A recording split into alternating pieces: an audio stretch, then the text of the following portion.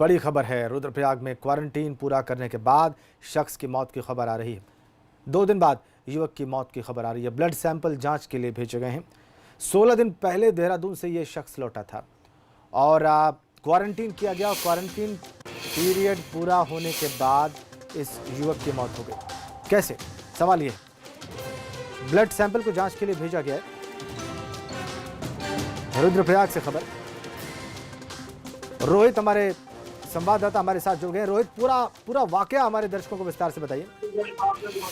जैसे कि अगस्तनी नगर पंचायत की यह बात है जहाँ एक व्यक्ति जो है देहरादून से आया हुआ था। कुछ कह सकते हैं कि 2 दिन होम क्वारंटाइन में उसको रखा गया था, पर अचानक से आज सुबह की बात है जब उसकी तबीयत खराब हो गई अचानक से। उसके बाद उसको ग्रामीणों की मदद से अगस्तनी लाया गया, वो जहाँ पर उसकी मौत हो गई है। फिलहाल जो है इसके बाद जो हड़कंप कह सकते हैं जिले में लोगों में हड़कंप मचा हुआ है कि क्वारंटीन जो व्यक्ति घर में था उसके अचानक से इसमें मौत हो जाना। गाँव में काफी हलचल मच चुकी है। जो फिलहाल हम बात करेंगे यहाँ पर चिकित्सालय के, यहाँ पर पोस्टमार्टम किया जाएगा, पोस्टमार्टम किया जाएगा। और फिलहाल जो है रिपोर्ट है और व्यक्ति की रिपोर्ट को भेज दिया गया है। जी, ये आप बताइए कि 14 दिन का क्वारंटीन पीरियड होता है, 2 दिन बाद इस युवक की मौत होती है। क्या क्वारंटीन से बाहर आ गया था, सामान्य जीवन जी रहा था, इत्मीनान से स्वस्थ जीवन जी रहा था ये युवक? जैसे कि यह अजय व्यक्ति था, 25 साल की तो उम्र बताई जा रही है कि 25 साल का था। देहरादून से ही लौटा था। 14 दिन तक होम क्वारंटाइन में से ही सलामत यह व्यक्ति घर के अंदर था, जिसके बाद 15 दिन कह सकते हैं कि कुछ लोगों का यह भी कहना है कि वो उसके बाद से घर से अंदर बाहर भी कर रहा था, लोगों से मुलाकात भी कर रहा था, लेकिन अचानक से ऐसी उनकी मौत हो जाना, आज उनकी मौत हो जाना था। ऐसे में एक बड़ा सवाल यह भी है कि क्या आखिर इसमें कौन सी ऐसी नौबत आगे जो उनकी मौत हो गई। इसके बाद से कह सकते हैं कि गाँव में लोग हैं उनमें काफी भय बना हुआ है कि अगर इस व्यक्ति में कोरोना पॉजिटिव आता है या उसकी रिपोर्ट अब जब आएगी कि उसकी रिपोर्ट में क्या आता है, तो वहाँ सवाल बना हुआ है। फिलहाल कह सकते हैं स्वास्थ्य विभाग की ओर से उसकी रिपोर्ट भेजी गई है। जी, शुक्रिया आपका रोहित डिमरी।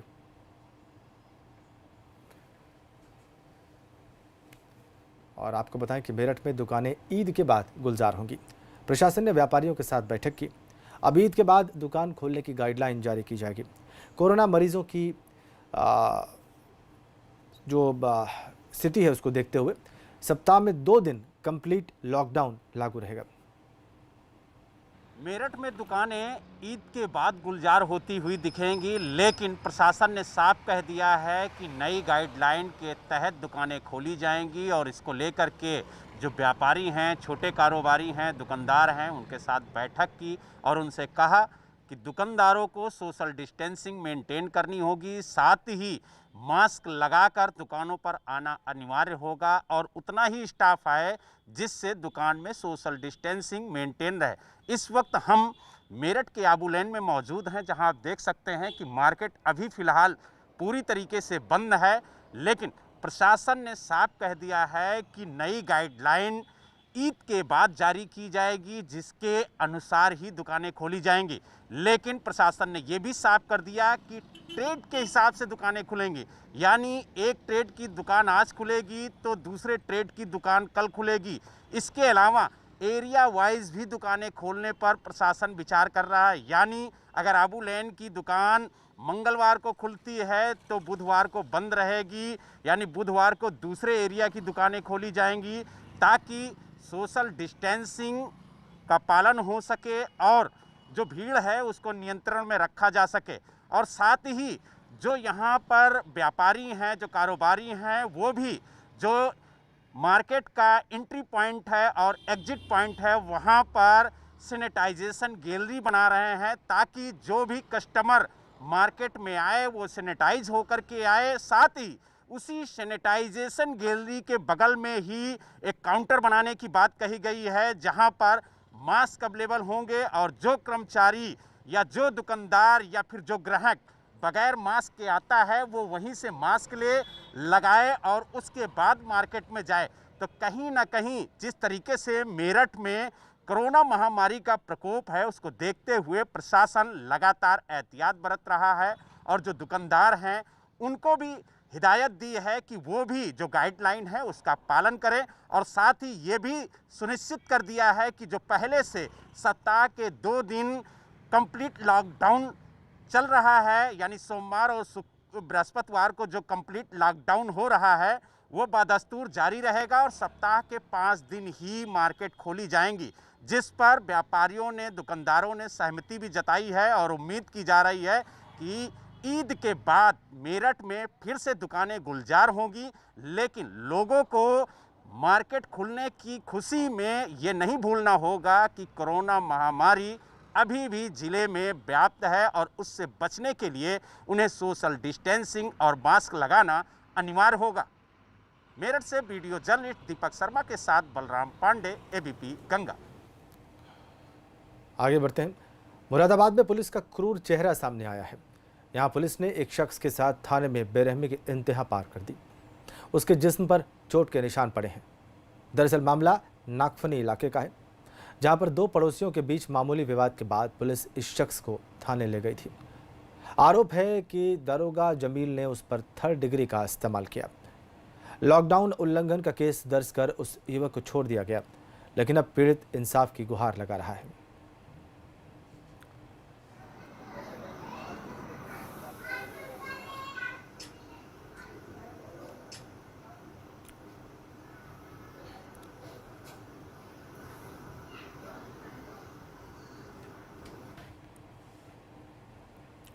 अब आगे बढ़ते हैं। सीएम योगी को जान से मारने की धमकी मिली है। यूपी पुलिस के डायल 112 व्हाट्सएप नंबर पर धमकी भरा मैसेज भेजा गया है। इसके बाद अब लखनऊ के गोमती नगर थाने में केस दर्ज हो गया है। साथ ही यूपी एसटीएफ को भी मामले की जांच में लगा दिया गया है।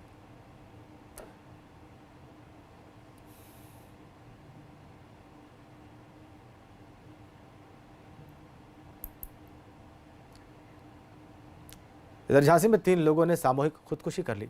तीनों लोगों ने जहर खा लिया। जहर खाने वालों में माँ बाप और उसका 10 साल का बेटा शामिल थे। आपको ये भी बताएं कि परिवार में 2 महीने पहले बेटी की मौत हो गई थी।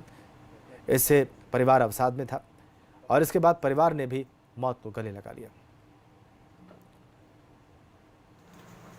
इनके परिवार में तो यही है, बाकी पड़ोस, बाकी बगल में इनके बड़े भाई हैं, रहते हैं, पिताजी नीचे रहते हैं।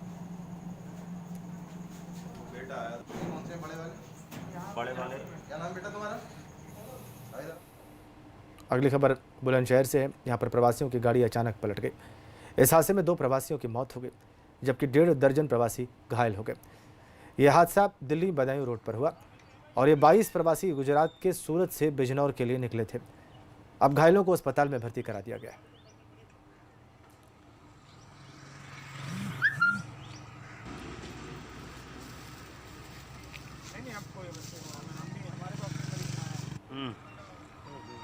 तूने वो जो लाइसेंस के साथ वो लिस्ट दिखा रहा है हाथ में कहीं वो लिस्ट कहाँ गई?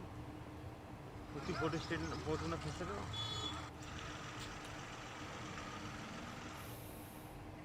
इधर झांसी में प्रवासी मजदूरों को लेकर हैरान करने वाली तस्वीरें लगातार सामने आ रही हैं। लाचार मजदूरों की बेबसी का अंदाज़ा उन तस्वीरों से आप लगा सकते हैं जो हम दिखाने वाले हैं। ये देखिए, जैसे ही यहाँ पर पानी का टैंकर रुका तो मजदूरों की भीड़ इस पर टूट पड़ी। ये तस्वीरें यूपी मध्य प्रदेश बॉर्डर से हमारे कैमरे में कैद हुई हैं।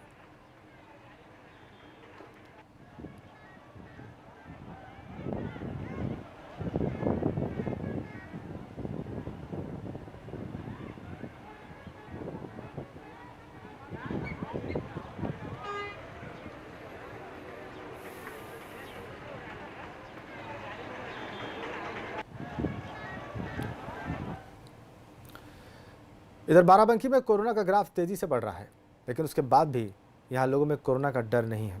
130 कोरोना संक्रमित निकल आए हैं, लेकिन लोग बिना मास्क और सैनिटाइजर के सड़कों पर नजर आ रहे हैं। सब्जी मंडी में भी सोशल डिस्टेंसिंग भूलते हुए लोग नजर आए।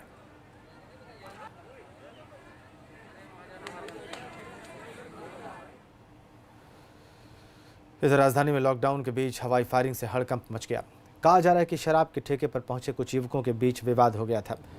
इसी दौरान इन युवकों ने फायरिंग कर दी और इतना ही नहीं, एक युवक की खूब पिटाई भी की गई। पुलिस ने मामला दर्ज किया है और 2 युवकों को हिरासत में भी ले लिया गया है।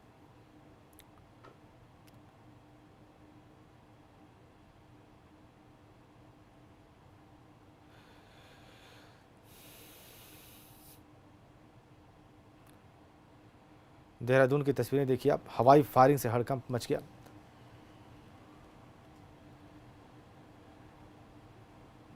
ये देखिए हुआ क्या सड़क पर देहरादून में।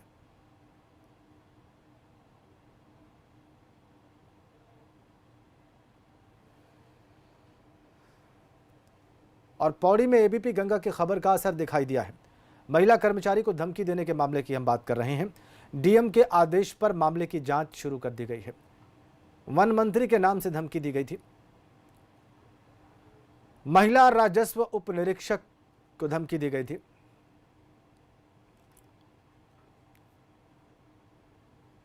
आप तस्वीरें देखिए, पौड़ी की हम बात कर रहे हैं। यहां पर एबीपी गंगा की खबर का असर हुआ है,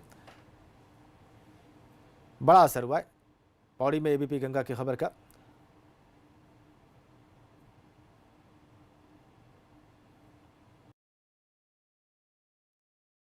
कि ये किसके समर्थक हैं वो हमें उसमें नहीं जाना है, क्योंकि इनके द्वारा धमकी दी गई है और वो भी राजस्व निरीक्षक को जो महिला है।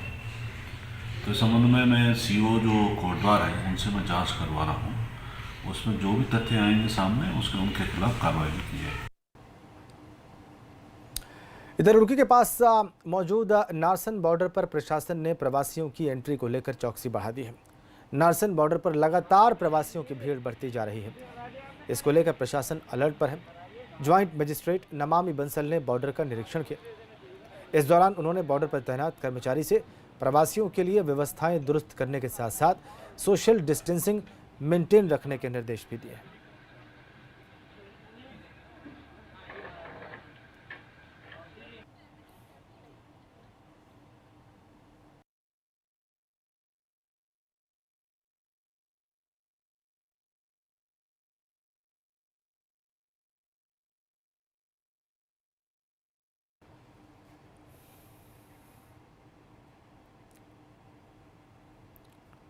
और हल्द्वानी में इन दिनों प्रवासियों का आना जारी है। इसके बाद उत्तराखंड में कोरोना का संक्रमण का खतरा बहुत बढ़ गया है। हाईकोर्ट के आदेश के बाद प्रशासन भी सख्त हो गया है। जितने भी प्रवासी रेड जोन आएंगे उन्हें बॉर्डर पर ही क्वारंटीन कर दिया जाएगा।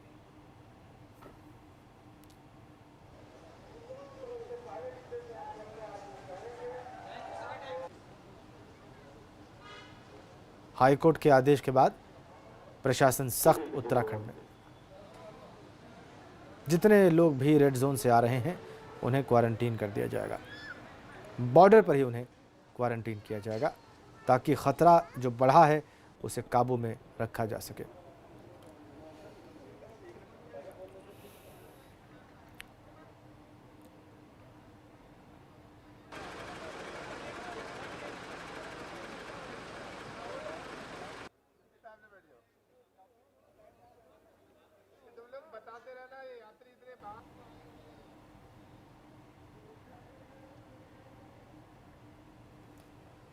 और टिहरी जिले के कीर्तिनगर में गुरुग्राम से लौटे कोरोना पॉजिटिव युवक के सीधे संपर्क में आए 39 लोगों का अब तक सैंपल लिया जा चुका है। इसके अलावा युवक के पास में पुलिस और प्रशासन की टीम लगातार निगरानी रखे हुए है। 11 मई को गुरुग्राम से घंडियाल धार का एक युवक अपने गांव वापस लौटा था। 19 मई को उसका कोरोना टेस्ट पॉजिटिव आया। इसके बाद 20 मई को स्वास्थ्य विभाग ने सामुदायिक स्वास्थ्य केंद्र कीर्तिनगर, राजस्व कर्मियों, एएनएम और युवक के परिजनों के सैंपल लिए, जबकि बृहस्पतिवार को 9 सैंपल और लिए गए।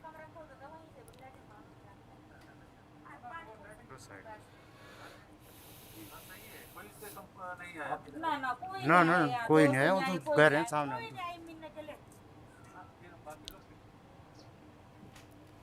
तो लॉकडाउन के चलते सारे व्यापार ठप हैं। ऐसे में आर्थिक संकट से जूझ रहे होटल और रेस्टोरेंट एसोसिएशन ने सीएम को पत्र लिखकर अपनी मांगें रखी हैं कि उनके व्यवसाय को फिर से ढर्रे पर लाने के लिए ब्याज मुक्त लोन मिले। मौजूदा टूरिज्म इंडस्ट्री पॉलिसी में बदलाव किया जाए। प्रदेश और नगर निगम से मिलने वाले लाइसेंस और एनओसी को बढ़ाकर 1 साल तक लाइसेंस फीस माफ हो। होटल लाइसेंस बिना 4 साल तक बढ़े।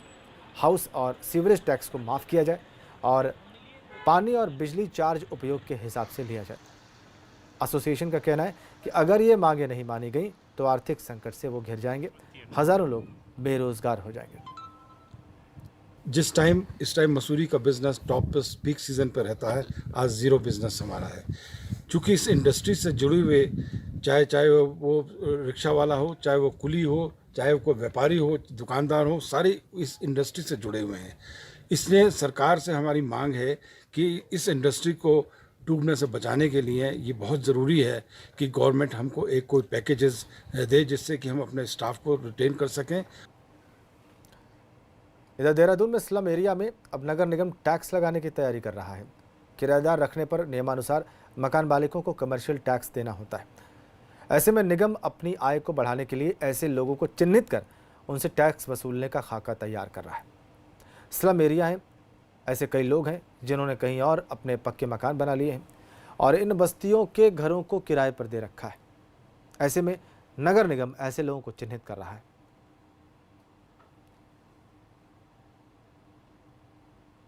ठीक है, कई लोगों का इस समय जो वेरिफिकेशन के नाम पे और जो राशन के नाम पे लोगों को चिन्हित किया गया है, परिवार चिन्हित किए गए हैं, तो ऐसे कई लोग आए हैं जिन्होंने झुग्गी झोपड़ियाँ बना रखी है और वो किराए पे आगे दे रखी हैं। तो उनके लिए जो है ऐसी सूची तैयार करके उनसे कमर्शियल टैक्स लेने के सुझाव हमारे कार्यकारिणी के साथियों ने दिया है, उस पर हम विचार करें। और टिहरी जिले में लगातार प्रवासियों के लौटने का सिलसिला जारी है। इससे कोरोना संक्रमण के मामलों में इजाफा हो रहा है। बाहर से आने वाले लोगों को उनके गांव में ही संस्थागत क्वारंटीन किया जा रहा है। गांव में ग्राम पंचायत भवनों और स्कूलों में लोगों को क्वारंटीन करने की व्यवस्था की गई। इसकी जिम्मेदारी ग्राम प्रधान के ऊपर है, लेकिन कई जगहों पर पानी और शौचालय की व्यवस्था नहीं होने से क्वारंटीन किए जा रहे लोगों को परेशानी हो रही है।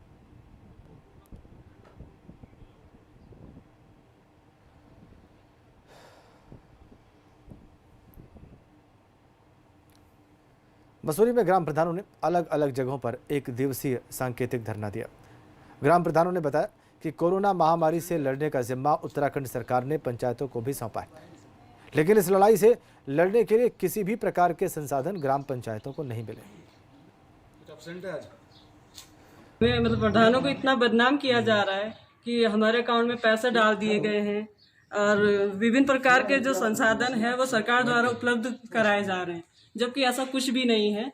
हमारे साथ के जितने भी प्रधान लोग हैं वो अपने अपने स्तर पर खुद ही अपने संसाधनों से मास्क और सैनिटाइज़र वगैरह बंटवा रहे हैं। हम सरकार से ये चाहते हैं, अगर आप हमारा धन्यवाद नहीं कर सकते हैं तो हमें इस प्रकार से बदनाम ना करें। इधर बरेली से एक ऑडियो रिकॉर्डिंग सामने आई है जो ये बता रही है कि लॉकडाउन जैसे मुश्किल हालात में भी सरकारी दफ्तरों में बैठे मौका परस्त बाज नहीं आ रहे और लोगों की मदद करने की जगह उनसे सुविधा शुल्क वसूल रहे हैं। इनका परिवार जाएगा 1500 रुपए होगा, इसको ये देख लो बेचारे। पहले मान नहीं रहा था, फिर मैंने ऐसे जो तरकीब बताई, मैंने ऐसे कर दिया। उनका परिवार बारह मांगता है यार, अगला तो बोला 2500 रुपये कम नहीं दूंगा। तो फिर मैंने इन्हें फोन करा सवेरे, तो बोले ठीक है जैसे हो तैसे करा दो। तो देख लो कुछ तो कंप्लीट 2 महीने से यहाँ फंसे हुए हैं। ठीक तुमने मतलब 1500 उनको पहले दिए हैं? हाँ। अब ये कितने मांग रहे हैं? अब इनसे बात हुई थी 1000 में, तो मैंने कहा सर अगर 500 में हो जाए तो 500 हो जाएगा ना। 500 और दे दो। ठीक है हम कोशिश करेंगे, अब जो कहेंगे हम दे देंगे। उसमें ना 500 और दे दो। इनका परिवार जाएगा 1500 रुपये होगा, इसको ये देख लो बेचारे। पहले मान नहीं रहा था, मैंने ऐसे जो तरकीब। बरेली जिले से एक ऑडियो सामने आया है जिसमें एक परिवार मुश्किलों में फंसा हुआ है और घर वापस जाने के लिए पास चाहता है। ये ऑडियो रिकॉर्डिंग कलेक्ट्रेट ऑफिस के एक कर्मचारी और पीड़ित के बीच की है, जिसमें पास देने के लिए रुपयों की मांग की जा रही है। ऑडियो से साफ है कि पास बनाने के लिए 1500 रुपये पहले ही दिए जा चुके हैं, लेकिन कलेक्ट्रेट कर्मी इतने पर भी मानने को तैयार नहीं है। पास बनाने वाले कर्मचारी की मान मनोबल में कलेक्ट्रेट कार्यालय का एक चपरासी भी शामिल है, जो पीड़ित को भरोसा दिलाता है कि कुछ रुपए और लगेंगे लेकिन पास मिल जाएगा। गोंडा जिले के शिव कुमार बरेली में अपने परिवार के साथ लॉकडाउन से 2 दिन पहले रिश्तेदारी में आए थे, जिसके बाद से वो यहीं पर फंसे हुए हैं। लॉकडाउन 4 में जब सरकार की तरफ से राहत मिली तो शिव कुमार पिछले 15 दिनों से कलेक्ट्रेट में पास बनवाने के लिए चक्कर काट रहे थे। इनका परिवार जाएगा 1500 रुपये होगा, इसको ये देख लो बेचारे। पहले मान नहीं रहा था, फिर मैंने ऐसे जो तरकीब बताई, मैंने ऐसे कर दिया। उनका परिवार बारह मामला है यार, अगला तो बोला 2500 रुपये कम नहीं दूंगा। तो फिर मैंने इन्हें फोन करा सवेरे, तो बोले ठीक है जैसे हो तैसे करा दो। तो देख लो कुछ तो कंप्लीट 2 महीने से यहाँ फंसे हुए हैं। ठीक तुमने मतलब 1500 उनको पहले दिए हैं? हाँ। अब ये कितने मांग रहे हैं? अब इनसे बात हुई थी 1000 में, तो मैंने कहा सर अगर 500 में हो जाए तो 500 में फंसा हूँ यहाँ ना, 500 और दे दो। ठीक है हम कोशिश करेंगे, अब जो कहेंगे हम दे देंगे, उसमें ना 500 और दे दो। इस दौरान पास बनाने के लिए शिव कुमार और स्टाफ के बीच लेन देन को लेकर जो भी बातचीत हुई उसका ऑडियो वायरल हो गया, जिसके बाद महकमे में हड़कंप मच गया। डीएम ने मामले की जांच कराई और सच्चाई मिलने पर चपरासी नन्हेलाल को निलंबित कर दिया है। साथ ही उसके खिलाफ केस भी दर्ज किया गया है। देखिए, एक मामला संज्ञान में आया था और एक ऑडियो रिलीज हुआ था, तो उसको हम लोगों ने प्रथम दृष्टया देखा उसको, और प्रथम दृष्टया मामला सही पाने पे हम लोगों ने तत्काल उसको हटाया और उसको निलंबित किया और एफआईआर भी दर्ज हम लोगों ने करा दी है उसको। कि ये सरकार को के लिए एकदम स्पष्ट है कि हम लोग जीरो टॉलरेंस की नीति रखेंगे और कोई भी इस तरह से अनियमितता करेगा तो कठोर कार्रवाई होगी। इस ऑडियो टेप के बाहर आने से साफ है कि सरकारी योजनाओं को अमली जामा पहनाने वाले जिम्मेदार मौका परस्ती कर रहे हैं। इससे साफ समझा जा सकता है कि कोई भी सरकारी मदद आम आदमी तक क्यों नहीं पहुंचती है। बरेली से अनूप कुमार मिश्रा, एबीपी गंगा। बड़ी खबर बिजनौर से इस वक्त हमारे पास है। कोरोना के 3 नए मामले सामने आए हैं। कोरोना एक्टिव केसेस की संख्या हो गई है 22। मिर्जापुर और चौहारा में नए केस बढ़े हैं। बिजनौर डीएम रमाकांत पांडे ने इस बात की पुष्टि की।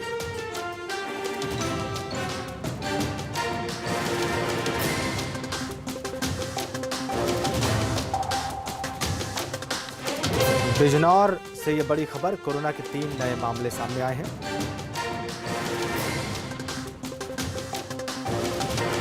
बिजनौर डीएम रमाकांत पांडे ने इस बात की पुष्टि की। कोरोना के 3 नए मरीज बिजनौर, और अब कुल संख्या हो गई है बिजनौर में 22।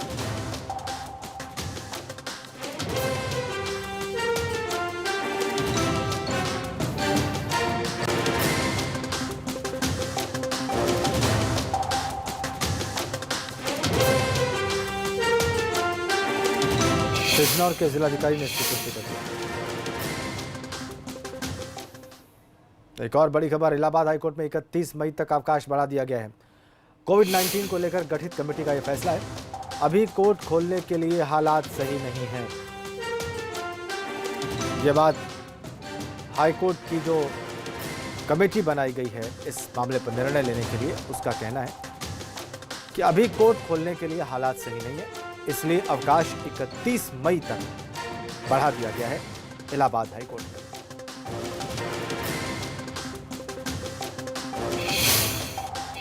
बड़ा अपडेट, मतलब ये कि जिला न्यायालय भी 31 मई तक बंद रहेंगे, अवकाश रहेगा। ये तय किया कमेटी ने कि अभी कोर्ट खोलने के लिए हालात सही नहीं है। मोहम्मद मोइन हमारे साथ हैं। मोइन, इस कमेटी में कौन कौन लोग हैं जो ये निर्णय लिया है इन्होंने? जी बिल्कुल, आपको बता दें कि जब लॉकडाउन शुरू हुआ था, कोरोना का प्रकोप शुरू हुआ था, तभी चीफ जस्टिस ने एक कमेटी बनाई थी जिसका चेयरमैन जस्टिस भारती सप्रू को बनाया गया था। इसमें कई जजेस हैं, इलाहाबाद हाई कोर्ट के जो बार के पदाधिकारी हैं वो लोग हैं, स्टेट गवर्नमेंट के रिप्रेजेंटेटिव हैं। तो उस कमेटी की आज बैठक हुई, हाई कोर्ट कैंपस में ही बैठक हुई इसमें, और कुछ लोग इसमें वीडियो कॉन्फ्रेंसिंग से जुड़े थे। और फाइनली ये डिसीजन हुआ कि अभी कोरोना की महामारी के मद्देनजर अभी वो माहौल नहीं है कि कोर्ट खोला जाए ताकि लोगों की आवाजाही बढ़े, क्योंकि संक्रमण फैलने का खतरा जो है वो लगातार बरकरार है। तो मई महीने तक कोर्ट को बंद रखने का फैसला किया गया है। मई महीने के अंतिम हफ्ते में, अंतिम 2-3 दिनों में फिर से एक बैठक की जाएगी जिसमें हालात की समीक्षा की जाएगी और आगे के बारे में कोई फैसला लिया जाएगा। तो फिलहाल ये तय हुआ है कि पूरे मई महीने, जब तक चौथा लॉकडाउन है, तब तक हाई कोर्ट में कामकाज नहीं चलेगा। सिर्फ ई फाइलिंग के जरिए जो अर्जेंट केस हैं, सिर्फ उन्हीं मामलों की सुनवाई वीडियो कॉन्फ्रेंसिंग के जरिए की जाएगी और उन मुकदमों का निस्तारण किया जाएगा। शुक्रिया आपका मोइन। इधर हाथरस में क्रिकेट खेलने के विवाद में एक युवक की गोली मारकर हत्या कर दी गई। मामला सादाबाद कोतवाली इलाके का है। यहाँ के गिंगला गांव में लॉकडाउन के दौरान कुछ युवक क्रिकेट खेल रहे थे। मृतक के चचेरे भाई के मुताबिक एक गेंद को लेकर क्रिकेट के दौरान लड़ाई हो गई। इसमें दूसरा पक्ष के युवक ने भाई को गोली मार दी। घायल को CHC लाया गया और वहाँ डॉक्टर्स ने उसे मृत घोषित कर दिया। मामले में 4 युवकों को नामजद किया गया है, जिनकी गिरफ्तारी के प्रयास किए जा रहे हैं। 9:15 बजे के करीब सूचना प्राप्त हुई कि खेतों के बीच में कुछ लड़के क्रिकेट खेल रहे थे और उसी उसी में कुछ विवाद के चलते एक पक्ष ने दूसरे पक्ष के लड़के को गोली मार दी है और जब CHC लाया गया तो यहाँ पर उसको मृत घोषित किया गया। जो परिजन हैं उनके द्वारा, मृतक के परिजनों द्वारा 4 लोगों की नामजदगी बताई गई है, उनके गिरफ्तारी के लिए दबिश दी जा रही है। इधर गाजियाबाद में मास्क को लेकर कत्ल का अपने तरह का पहला मामला सामने आया है। बाजार में मास्क की डिमांड बढ़ने पर जब परिवार मास्क बनाने के काम में उतरा तो इसको लेकर विवाद हो गया। इसी विवाद में एक अधेड़ की पीट कर हत्या भी कर दी गई। यह मामला कोतवाली इलाके का है। यहाँ रहने वाले इनाम बाबू की उसके रिश्तेदारों ने पीट कर हत्या कर दी। पुलिस के मुताबिक इनाम ने अपने रिश्तेदार के साथ मिलकर मास्क सप्लाई का काम शुरू किया था और इसी काम की कमाई को लेकर विवाद हुआ। इसके लिए पंचायत बुलाई गई। इसी पंचायत में आरोपी रिश्तेदार ने इनाम की पीट कर हत्या कर दी। लेन देन को लेकर के इनकी आपस में दोनों परिवारों में मारपीट। इनाम बाबू करीब 15 वर्षों से हृदय रोग से गंभीर अवस्था में पीड़ित भी थे। इनको अस्पताल ले जाया गया जहां इनको मृत घोषित कर दिया गया है। पोस्टमार्टम कराया जा रहा है। इनके बच्चों की करीब पर मुकदमा पंजीकृत कर दिया गया है। शीघ्र ही वैधानिक कार्रवाई जो बची हुई है अमल में लाई जा रही है। और यहाँ रुक रहे हैं एक ब्रेक के लिए।